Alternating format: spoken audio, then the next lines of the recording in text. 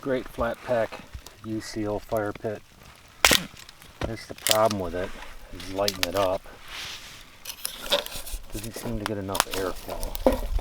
And if you're really burning on it, this is my second time using it, it seems that it just fills up with ash and then you don't get any ventilation. So you're going to be burning a lot on a stove like that. You're going to have to think about where you're going to dump the ashes.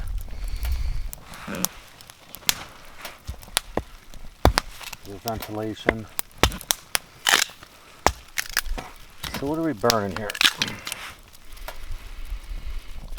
Got some pine. It smells decent. Decent.